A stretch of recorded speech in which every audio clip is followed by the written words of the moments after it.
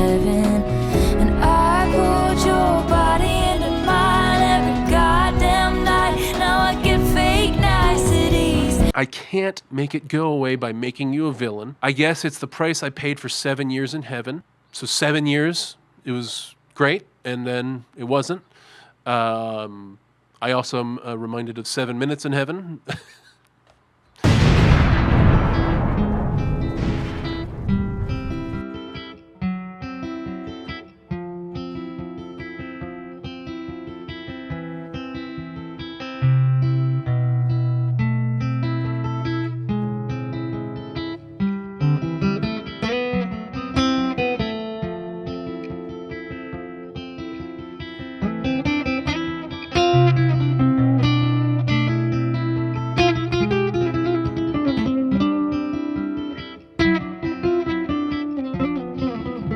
Oh, hey, I'm sorry, I didn't see you come in there. This is Andy. How are you?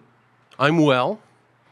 I don't know why I'm talking like this, but I am. That is a melody I've been working on for a little while. I'm still kind of putting words and things to it, but that's what it is right now. Sounds a little bit like Stairway to Heaven. Sounds a little bit like the Aerosmith song,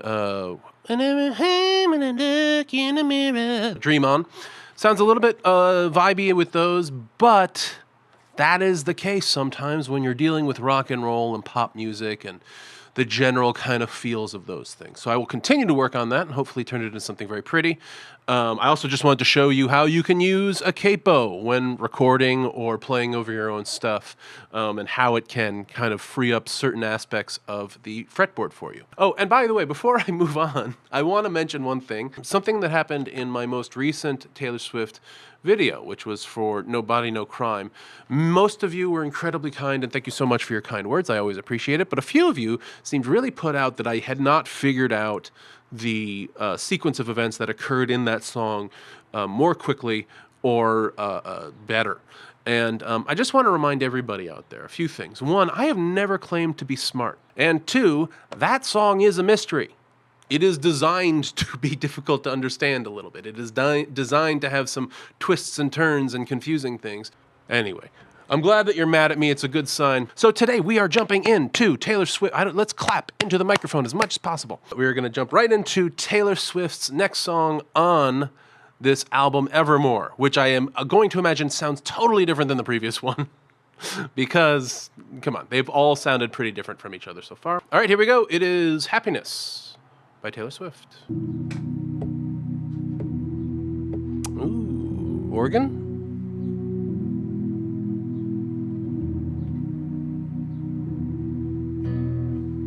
Honey, when I'm above the trees, I see this for what it is. But now I'm right down in it. All the years I've given is just shit we're dividing up. Showed you all of my hiding spots.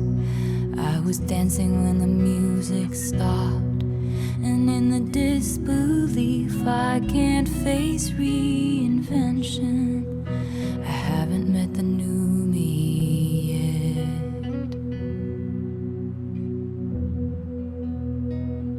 There'll be happiness after you, but there was happiness because of you.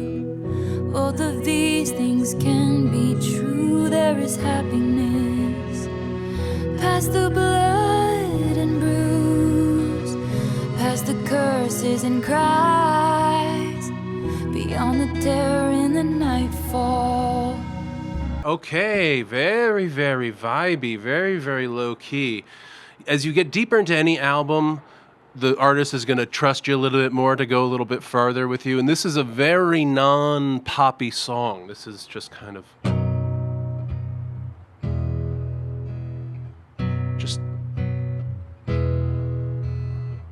just a lazy organ there. Very, very subtle chord changes between B and E. And they even go up to C minor, C sharp minor rather. And C sharp minor is actually maybe my favorite chord. I'll go into it. It almost sounds like it's like I don't go to church, but I would imagine that like an organ being laid down while a preacher kind of speaks. That's the kind of sound you hear, almost kind of like just a spiritual. I was thinking immediately of Prince at the beginning of Let's Go Crazy. I can't play it here because Prince's entire family will sue me. But it goes, they put down an organ and it's like, dearly beloved, we are gathered here to get through this thing called life. Right? But it's a kind of gospel preacher character Prince is created. Taylor Swift doesn't seem to be doing a preacher character here. She's really just kind of singing very low. You can hear there really isn't any raspiness to her voice, which is probably comes from her not being a smoker for 11 years, which was one of my mistakes. I don't mind incredibly gorgeous technique in vocal, but I almost always think you got to earn it. Like you got to get there. If you're just starting me off with a whole bunch of arpeggiated kind of fanciness, you're going to lose me. I get the feeling of being by yourself, thinking. It's an inward song. It's a song about contemplation. It's a song about thinking to oneself and understanding. That's the vibe, that's the feeling of it. Honey, when I'm above the trees, see this for what it is. Honey, when I'm above the trees, when I'm philosophical, when I'm thinking in a kind of academic way, when I'm not confronted with actual things that are, consequential to me, and she's maybe being honest here. She's kind of saying honestly for the first time, you know what, when I'm above the trees, I see this for what it is. But now I'm right down in it. All the years I've given is just shit we're dividing up. Our relationship, to a certain extent, was like acquiring stuff together and building a home together and building a life together. And now that it's over, it's just shit. All of that kind of nuance and romance to it is gone. Showed you all my hiding spots. I was dancing when the music stopped. And in the disbelief I can't face reinvention, I haven't met the new me yet. She's like saying, I've spent this version of me. I spent this version of me almost on you. You know everything about me. You know all the different kind of aspects of my hidden personalities, let's say. I was dancing when the music stopped. That makes me think of like musical chairs or something, being caught when the music stopped, kind of being revealed, or to lose, to be the last one to sit, or to stop dancing. And in the disbelief, I can't face reinvention. I haven't met the new me yet. Poetic terms, but really not something you'd think would be in a song if you just read those words. So she's faced with the idea that she has to reinvent herself, that somebody has to reinvent herself a lot. And it's like, really, another reinvention? I got to do it again. Presumably, this is a relationship that's earlier in her life when she possibly felt like she has to reinvent herself. Hopefully, as we get through life, we realize you probably don't want to reinvent yourself. You probably want to just stick with who you are and be that person all the way through. And as much as possible, find people who are going to like that. Because she has to reinvent herself in a public sense. With celebrity like that, it's like you always have to kind of be out and about a little bit just so people can take the temperature of how you're doing. If you just disappear for a while, people assume that you've gone crazy or become a recluse or something. So it seems as if like she has to reinvent herself because she's always kind of keeping up appearances with celebrity. There'll be happiness after you, but there was happiness because of you. Interesting. So this is also very philosophical Taylor Swift. She's really come to conclusions here. She doesn't seem to be questioning her decision. She doesn't seem to be, she's upset, but she's kind of gone through the stages of grief, it sounds like. And she's arrived at a certain amount of certainty about the situation. And she's come to some conclusions. She's saying, there'll be happiness after you. I've decided that you are not the only key to my happiness, which is a really important thing to remember after a terrible breakup, a really powerful breakup. Even if you know the person was terrible for you, if you think, you know what, I just spent so much of my emotional energy on like understanding this person and falling in love with them and forgiving them and enjoying them and loving them and all the different emotions that you had with them, and then it ends, And you think, well, I have to do all that again? I have to find somebody else that has the same spark and then go through all that again? Impossible. And you feel that way for a while. And then you realize, oh no, I was happy. They weren't, maybe they were helping make me happy. Maybe they caused me to be happy, but I was the one who was happy, and I can be happy again. And that's what I think she's saying. And I think that's a really positive, powerful thing to say, because we have in this culture this idea that you must find the one. There's one. You must find the one for you, and that one for you is the person that you're going to be with forever. And if you don't find that one, and if the one you found doesn't work out, then it's a failure, and that relationship is a failure. Honestly, good relationships are kind of rare. I mean, they're not rare, but they aren't the norm. Let's be positive. Let's say 40% of relationships out there these are people who are really, these people really work together. It's really great. And then there's like, say, 25, 30% of people who are like making it work, and maybe it's not great, but it's working for now. And then there's like, what are we at? So there's like 30% of people who are just doomed and are just going through the motions, and it's over, and they're just refusing to admit it. Those are the percentages of relationships out there that I see. Past the blood and bruise, past the curses and cries, beyond the terror in the nightfall, haunted by the look in my eyes that would have loved you for a lifetime, leave it all behind, and there is happiness. Okay, so there was clearly blood and bruises in this relationship. It doesn't sound like she's saying necessarily that she was abused. Maybe she is. She still has love for this person, still really cares for them, but it seems more like it's a metaphor for the trouble and the strife and the physicality of their, life together. I also get a sense of like just a big fight. Just like one of those big end of the relationship, starts at 9 p.m., ends at, 7 a.m. fights. You say everything, you get everything out, you see each other completely differently afterwards, and the relationship is over. And that's kind of the vibe I get. She often, and more so I think than other writers, takes on the perspective of the person she's singing to and how they feel about her. So she'll assume that they were haunted by the look in her eyes, which is an interesting writing technique. I haven't heard a lot of other people sing or write like that. Often we're talking about the looks in other people's eyes. We're talking about the look in other people, the way other people seem. And she has a notion of how other people are seeing her. By the way, probably much more of a female thing, not to become a gender studies professor all of a sudden, but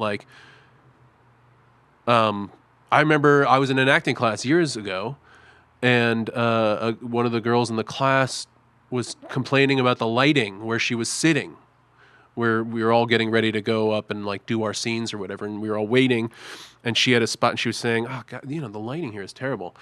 And a conversation ensued where she was like, "Oh yeah, I'm always worried about lighting."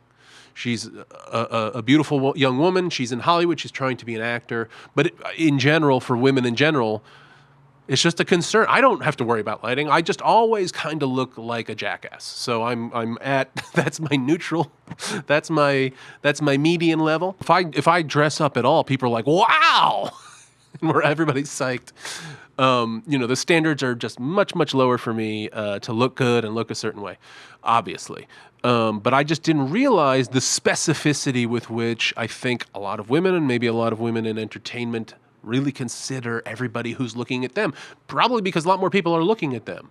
I try not to think about how many people are looking at me when I do these things. Right now, I'm just sitting in my apartment talking to my phone. It is very comfortable, and I don't think about the thousands of people who are going to be seeing the schmutz on the table or the whatever, my hair looking weird. And I have to edit these things, and I have to be like, "Oh God, just get through it," and not criticize every little thing about myself. She's kind of often seeing the world around her, towards her, from other people's eyes. Because that's kind of, I think, probably how she's had to live for a long time. And there is happiness. Tell me, when did your winning smile begin to look like a smirk? When did all our lessons start to look like weapons pointed at my deepest hurt?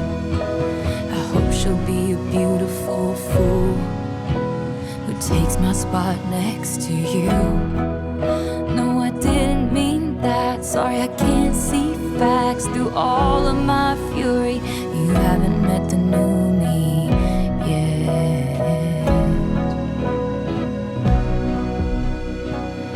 There'll be happiness after me, but there was happiness because of me. Both of these things I believe, there is happiness in our history. Like that harmony. Across a great divide, there is a glorious sunrise, dappled with the flickers of light from the dress I wore at midnight. Leave it all behind, and there is happiness.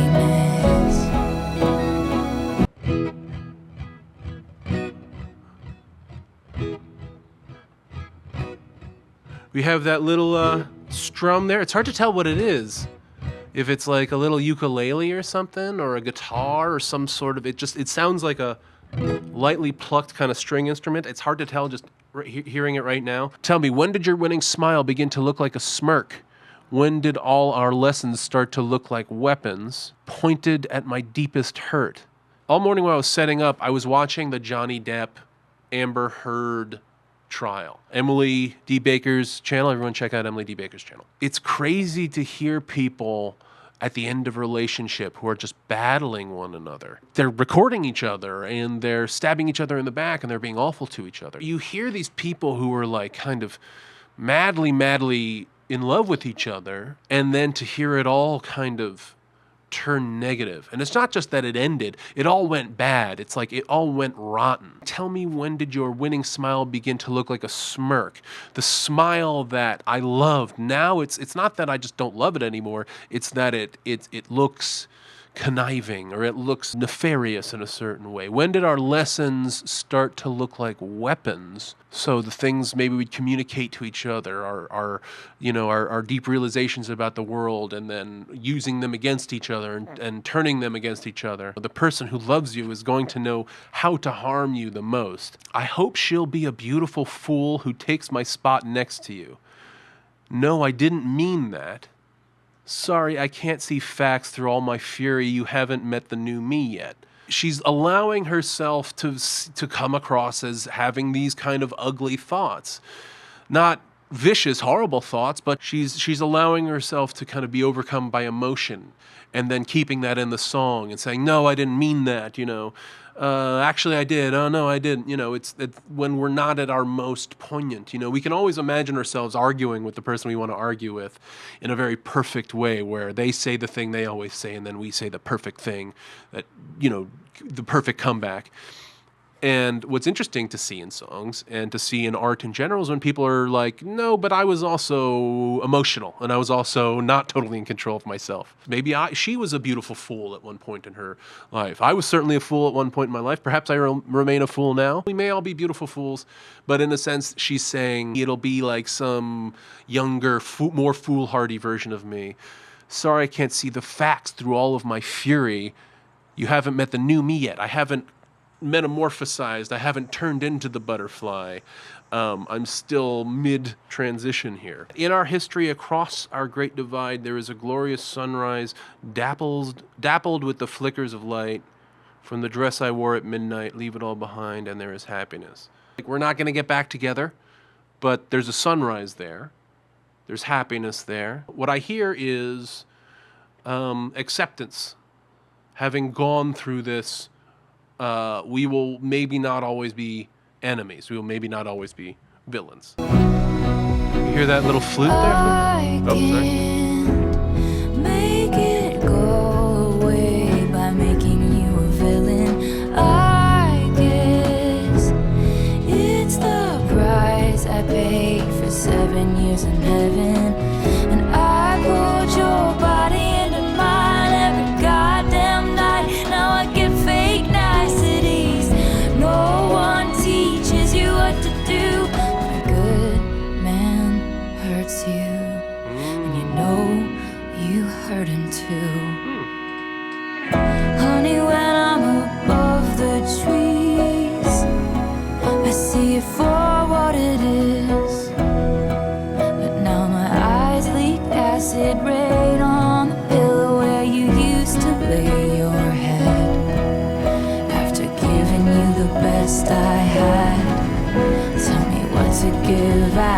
that. All you want from me now is the green light of forgiveness. You haven't met the new me yet, and I think she'll give you that. There'll be happiness after you, but there was happiness because of you too. Both of these things can be true. There is happiness in our history across a great divide. There is a glorious sunrise, dappled with the flickers of light from the dress I wore at midnight. Leave it all behind. Oh, leave it all behind. Leave it all behind, and there is happiness.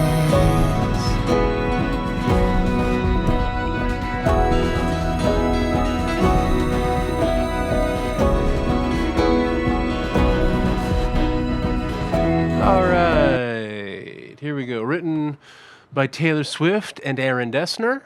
Orchestration by Bryce Dessner. Oh, it's the violin. That's what we're hearing. We're hearing a violin strum. Very cool. All right, Yuki Namata, Resnick. I think you even begin to hear kind of like a marching band kind of snare roll kind of come in there, like ba ba ba ba ba ba. I can't make it go away by making you a villain. I guess it's the price I paid for 7 years in heaven. So 7 years, it was great, and then it wasn't. I also am reminded of 7 minutes in heaven, which we won't go into. And I pulled your body into mine every goddamn night. Now I get fake niceties. Like, that seems to come from a real place, you know? That's what I really like in music, when something just comes, it seems to come out of something real. Fake niceties. That sounds like a specific thing she's talking about. Something specific somebody did. Maybe if you haven't seen somebody in a while, and maybe you've had time to heal and that breakup is over, but then you shake their hand, and it's just weird. It's weird to shake this person's hand and to like be cordial with them when like you know the most intimate details about them, and they know the most intimate details about you, but you both resolve to be like, oh, hey, how are you? No one teaches you what to do when a good man hurts you, and you know you hurt him too. It's easy when a villain hurts you. It's not easy. It's painful, but you know who to hate, you know who to hurt, you know who to blame when it's a good person that you respect and admire, and it ended for more complicated reasons than they were just evil. Any like romantic comedy or anything like that will have like we'll have like the bad boyfriend who the girl is with. Think about The Office. Let's think about The Office for a second. We've all watched The Office, the old NBC show, right? Pam is with Roy. Roy is a big lughead. He's violent. He gets drunk. He's rude. He's stupid. He doesn't care about her. But she's in a relationship with him, and she's like, it's a relationship of comfort. They're engaged. They're going to get married. They've been in a relationship since they were in high school. But he's clearly the bad guy. And then we have the good guy come in, Jim. This may not be the greatest example, but okay. Jim comes in, and he has to fight for years and years and years to win over her affection, even though he's clearly the better guy. And this is throughout American pop culture, this kind of dynamic. I mean, it's a tale as old as time. But nobody teaches you what happens when Roy is actually kind of a nice guy, and it just ends. And it's not because he's a big lughead and he threw a thing of beer into a mirror that one time at your boss's house. It's because it just didn't work out, and it's a complicated breakup, and it was devastating. But it's not that he's just evil, and that's kind of what I hear her saying. Like, nobody taught me about this, but now my eyes leak acid rain on the pillow where you used to lay your head after giving you the best I had. Tell me what to give after that. All you want from me now is the green light of forgiveness. You haven't met the new me yet, and I think she'll give you that. What a crazy stanza here. Oh, maybe she's saying the new me is somebody else? I can't forgive you, but the new me will. Okay, so now I get the feeling that maybe she's on her way to the new me. What do you do when everybody's intentions were good and everybody did everything right and it just fell apart? How do I forgive you? Even if you deserve forgiveness, there's a certain open-endedness to this. I mean, there is happiness. This relationship is over, but she seems to be, maybe we haven't met the new her yet. She's still becoming the new her. She's still reinventing herself. Okay, so this song, as explained by one of my Patreons and one of the contributors to the Taylor Swift Reddit, the Happiness Reddit by Taylor Swift, suggests that this song actually has a lot to do with The Great Gatsby. And I think she's right. Great Gatsby reference, of course. Or they're right. I'm actually not sure what Starbuck's gender is. So Starbuck, I think you're right. Thank you so much for your submission here.